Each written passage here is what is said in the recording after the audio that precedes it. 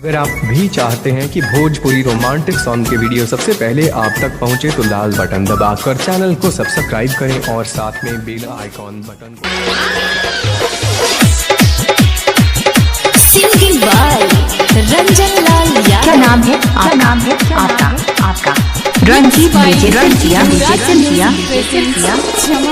देला पहले राते मिस लेला गलिया पकिस देला पहले राते मिस लेला गलिया पकिस सब कहेली सही का भई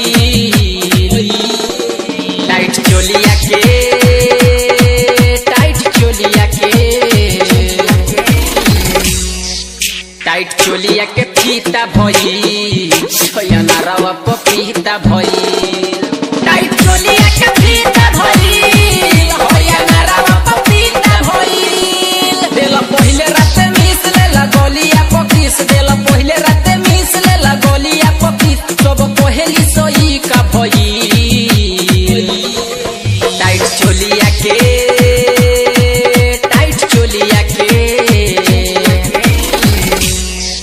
टाइट चोलिया के फीता भइल होया नारावा पपीता भइल टाइट चोलिया के फीता भइल होया नारावा पपीता भइल अमित राज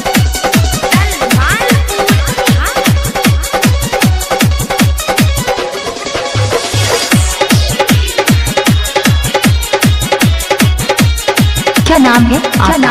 आपका रंजीत रंजिया लेके तू गइलो हमके कोल्हा के मजा हो मरल तू पनिया के लेके हो गइलो हमके कोल्हा के मजा हो मरल तू पनिया के रहे मन में ही रिस ले लगलिया पकिस रहे मन में ही रिस ले लगलिया पकिस सब कहेली सही का भइल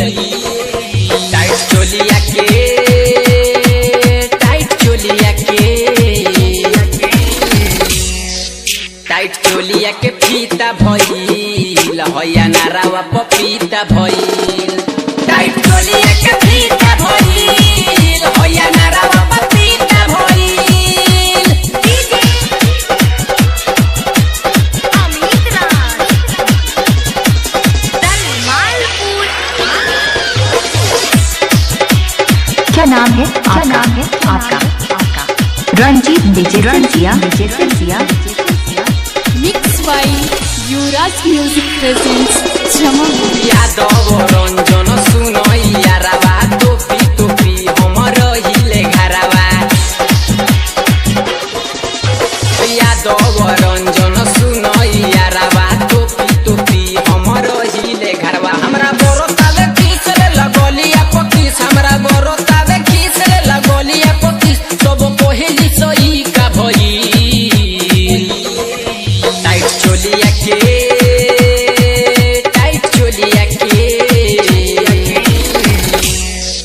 टाइट चोलिया के फीता भइल होया नारावा पपीता भइल